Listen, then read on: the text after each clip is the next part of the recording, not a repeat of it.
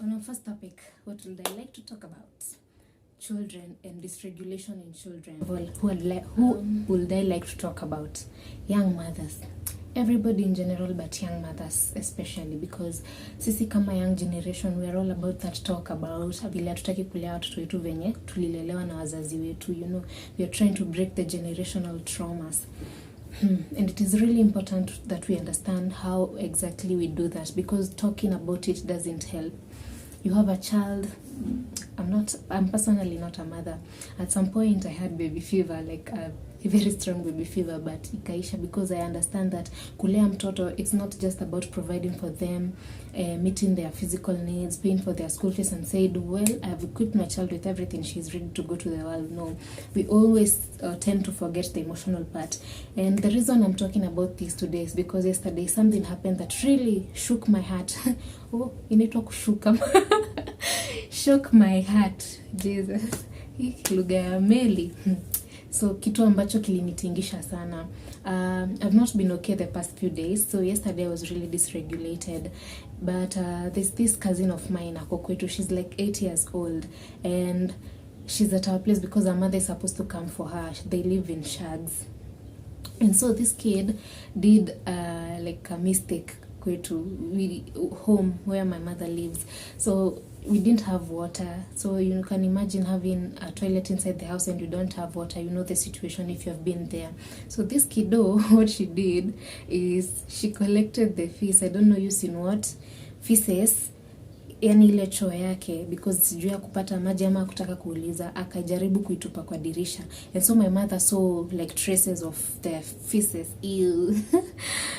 on the window, and now she was not there. She had gone to the shop with my sister, and then they came back and my mother asked her, Leslie, I've changed the name because I want to conceal it. Leslie, mbona ulifanya hivi, kwani wewe sijui nini, like. And my sister, hakumgombanisha necessarily, but she corrected her. She told her, hebu kuja uone nini umefanya, kwani huwezi uliza maji, tulikwambia kitu kitaka kitu unauliza, and my sister told her, hebu tafuta, mimi sitaki kujua venye utafanya, lakini safisha hapo. And she's a kid, and I was cooking and I was looking at her, imagining what she's going through her mind right now, because ushaika kwa wenyewe, mtu ufanye makosa, ugombanisho, usikie venye mtu unasikianga ni kama you don't belong there.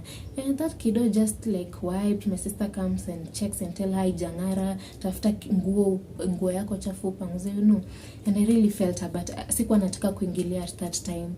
So I was just there sympathizing with the kid, because I know for some reason, because I went through mental health issues last year, I feel things deeper. But then I finished cooking and the kiddo had finished like cleaning the window.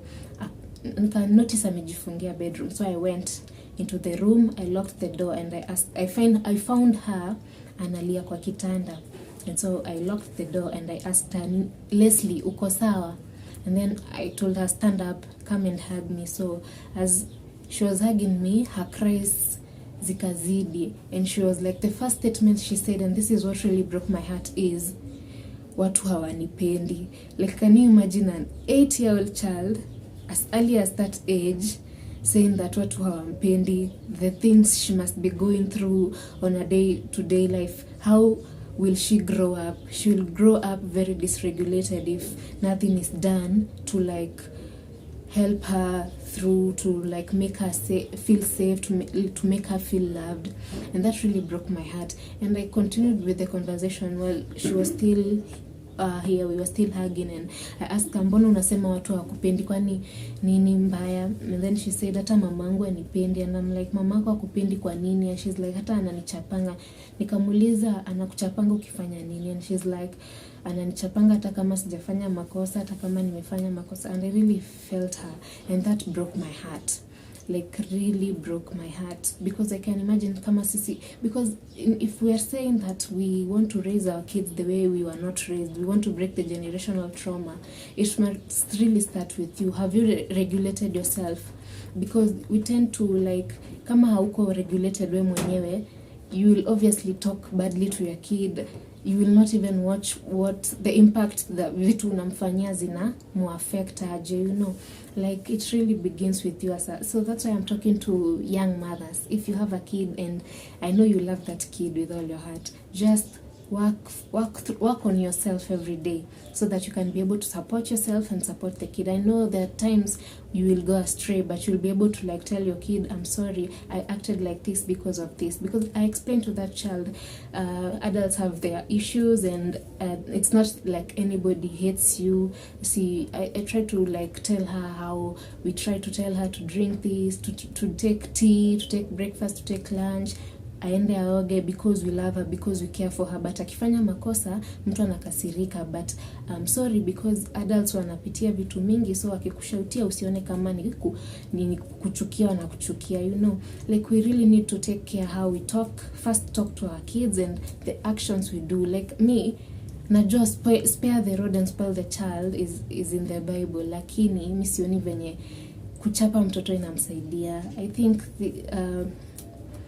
just kumwongelesha, kufanya aelewe makosa yake, it will really help. So that's what I really wanted to talk about today. I'd like to know in the comments, hapo kwa comments please mniambie, how did you grow up?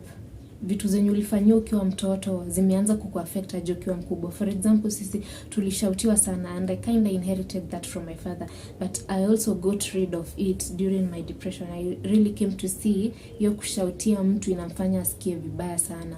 So I really take care of how I talk to a child, hata kama si wangu, how the actions I do towards them. I really fikiria itamuaffect aje, because we wouldn't really like to raise another generation of people who feel like they are not worthy, they are not loved, you know. Support your kids, tell them you love them as many times as you can per day. Support them. If they cry, talk to them. They are full adults, you know, and they really depend on us to regulate their nervous system. Yeah, so that's it from me today. I hope you learned something. And please do not forget to share this and drop your comments. I'll answer them. Yeah, goodbye, ciao.